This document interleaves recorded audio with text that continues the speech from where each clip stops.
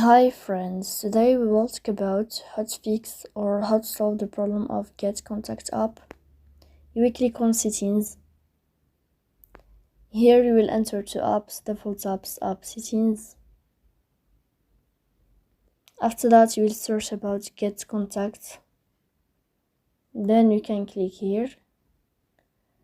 After that, in this page of app info, you will click on first stop and you will click OK. Then you will go to the window of storage. After that, you will click on clear cache. In the end, you can turn on your airplane mode and you will wait a moment to turn off your airplane mode again to fix that problem. So please don't forget to support us by like and subscribe. See you next time in another video.